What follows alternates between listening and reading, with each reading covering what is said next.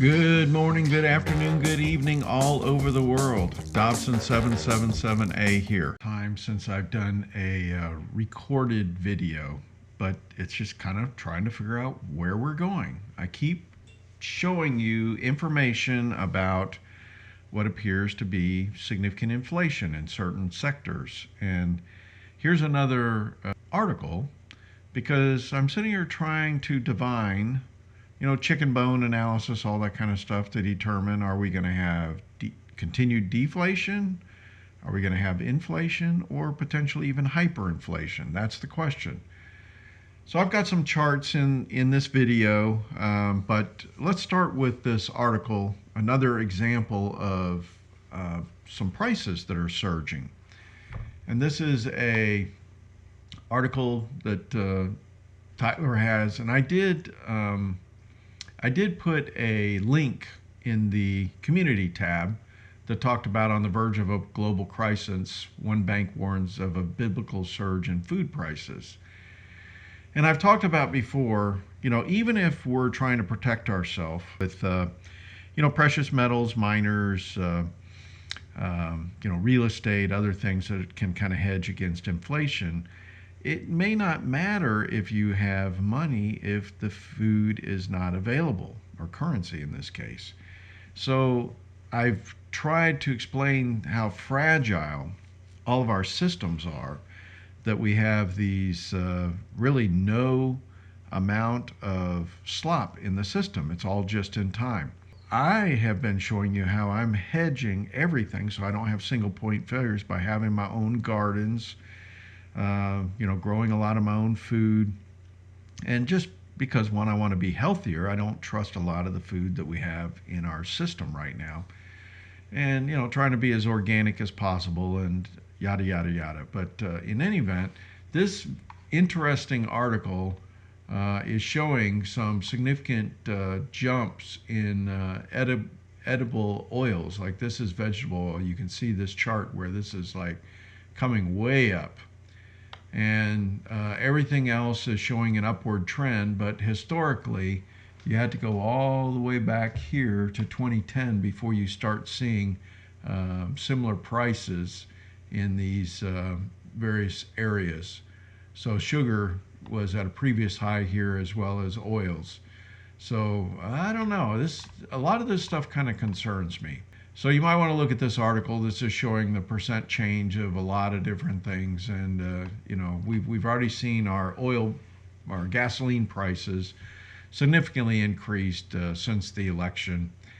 And there was an article about hyperinflation, if it's really a threat. And this is a long drawn out thing. And this was from realinvestmentadvice.com. And, everybody's pushing for, Weimar Republic type thing, but this article kind of covers indicating there may not be, at least initially, but they talk about velocity of money, they talk a number of things. I'm just going to skip all the way to the end here.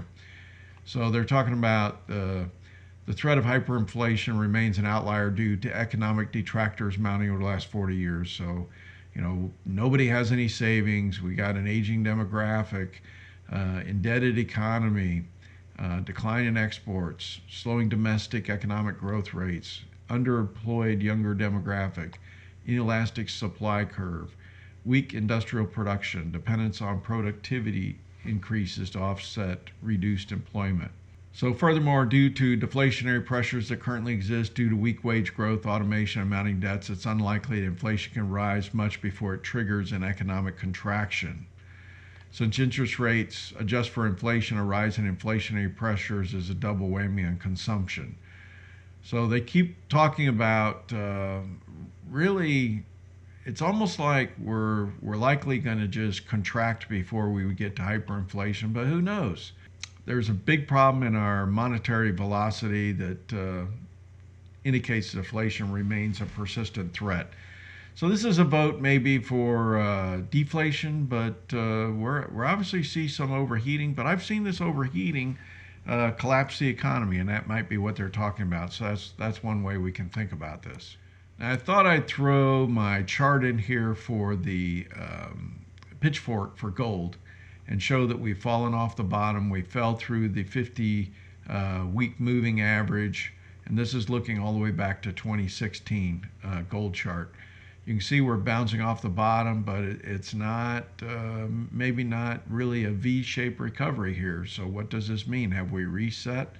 This is a pretty substantial drop from, say, 2000 to now about 1730. So do we have further to go? Or are we going to come all the way down to the 200-week moving average? I don't know. I went ahead and overlaid a bunch of things here. So this is a busy chart, but at the top of this chart of things that I've selected, silver's at the top since towards the end of 2018 when this latest bull market started. It's 81%.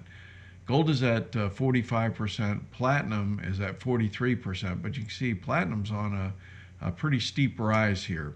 It's come all the way down from the bows, and it's really started taking off from November of last year.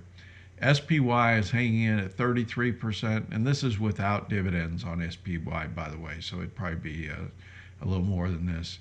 I've talked about before that TLT is as good as gold, but you can see TLT is running, a third of what gold's return has been. So that's this is a bond ETF. And then residential real estate's at 14%, but it's got a pretty nice upward trend from this downturn that we had here before. So we'll have to see how that works. But I find this really interesting looking at this. Brandon Smith. I don't know how many of you guys follow Brandon Smith, but he's very good. And it's under alt markets, but he's got an article talking about this illegal immigration crisis, about new COVID lockdowns. They're really trying to push us back to where they can do the reset the way they want to do it. They've got to get everybody locked in place. And this is a big, long, drawn out. I cannot do this in the amount of time it takes, but I thought you ought to, look up this current article that was written, and it's actually very well thought out and very well done. But it's very likely that we're going to be heading into a substantially longer lockdown, and they're probably going to flood the U.S. with a bunch of contaminated folks. They're trying to convince us that we've got these different types of COVID now that are being released, spread, and so there's a lot of fear mongering in our current media, and they're just going to try to get us to go their way, and they're going to say, well, if we just go along, they'll stop these people from flooding in, but that it's all lies. Everything that the government does, they'll tell you one thing and do the other. So I do not see that this is going to go well. The only options I can see here is that, folks, you got to be able to grow your own stuff and be able to wait out the hell that we're about ready to go through, because I just do not see any good in any of this yet. There was a glimmer of hope when we had the previous admin, but now we're back probably moving 10 times warp speed going the other way now. So I'm hoping that the 200 and something federal judges that Trump put in place are going to put the kibosh on a lot of this stuff, but who knows? You can see our Supreme Court is corrupted. We know our justice system's corrupted. FBI is corrupted. Congress and Senate are corrupted. So it doesn't leave us much hope here. So I'm not feeling good about a lot of this, so that's why I'm still doubling down on what I'm doing here, and just hope we can get through this hell that they're gonna keep pushing. So that's my thoughts for this report. I hope you guys, I hope you're paying attention. I hope you're awake. I hope you're thinking about what's going on. I hope you're taking precautions and protecting your family, because I do not see anything positive about what's going on in the world right now. I hope everybody's treating you well. I hope you're doing well. Do the best you can. God bless.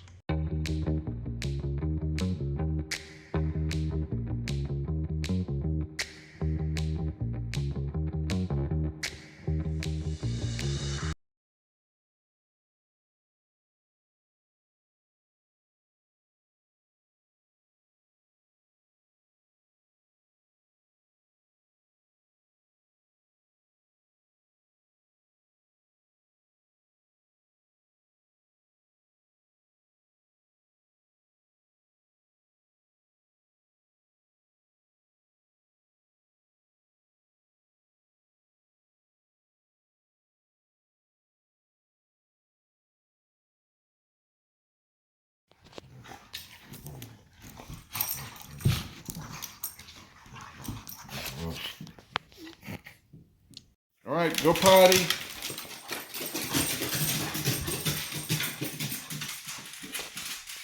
We gonna go bye-bye? Are we gonna go bye-bye?